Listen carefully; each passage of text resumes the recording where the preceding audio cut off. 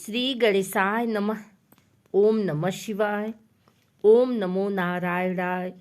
हे परमपिता परमेश्वर, हे जगत के पालनहार श्री हरि विष्णु, हे त्रिलोकीनाथ भगवान शिव, हे समस्त देवगण, ऋषि मुनि, पितृगण एवं माता लक्ष्मी, आज के इस पावन अवसर पर पौष मास के इस दिव्य समय में हम सभी श्रद्धालु जन मिलकर पौष मास महात्म्य की पवित्र कथा को 13वें अध्याय का श्रवण करने जा रहे हैं।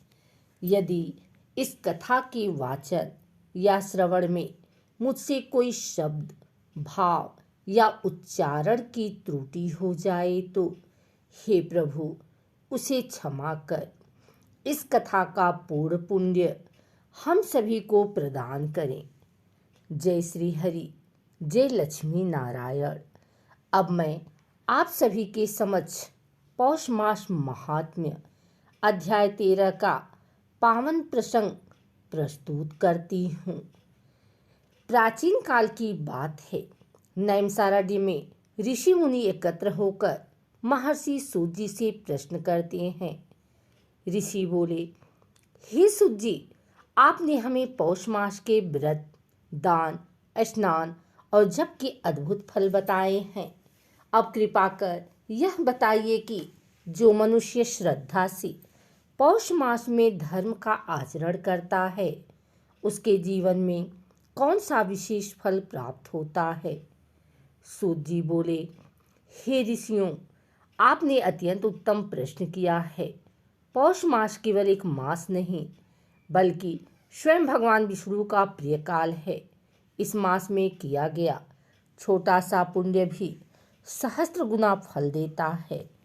पौष मास में भगवान सूर्य उत्तरायण की ओर अग्रसर होते हैं।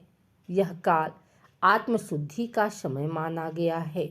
जो व्यक्ति इस मास में प्रातः ब्रह्म मुहूर्त में उठता है, गंगा, यमुना, सरस्वती या किसी भी पवित्र जल से स्नान करता है, विष्णु नाम का स्मरण करता है, निर्धनों, ब्राह्मणों और असहायों को अन्न, वस्त्र व दान देता है, वह मनुष्य इस लोक में सुख और परलोक में मोक्ष प्राप्त करता है। सूत जी बोले, हे ऋषियों, अब मैं आपको एक दिव्य कथा सुनाता हूँ। एक समय की बात है।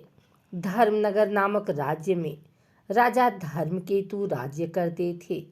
वे सत्यवादी, दयालु और विष्णु भगवान के भक्त थे, परंतु पूर्व जन्म के किसी पाप के कारण उनके जीवन में अनेक कष्ट थे।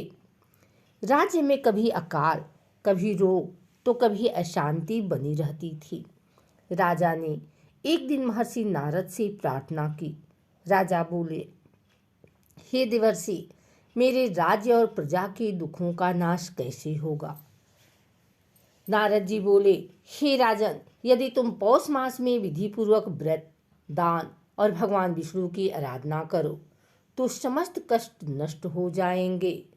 राजा धर्मकेतु ने पौष मास में प्रतिदिन सूर्योदय से पूर्व स्नान किया, तिल, गुड़ और कंबल का दान किया, एकादशी, द्वादशी और पूर्णिमा का विशेष व्रत रखा, ओम नमो नारायणाय मंत्र का जाप किया। राजा ने यह सब केवल अपने लिए नहीं, बल्कि समस्त प्रजा के कल्याण के लिए किया। एक रात्रि राजा को स्वप्न में भगवान विष्णु के दर्शन हुए। भगवान बोले, हे राजन, तुमने पौष मास में श्रद्धा और निष्काम भाव से धर्म किया है। इससे तुम्हारे पूर्व जन्मों के पाप नष्ट हो गए हैं। अब तुम्हारे राज्य में सुख, शांति और समृद्धि का वास होगा।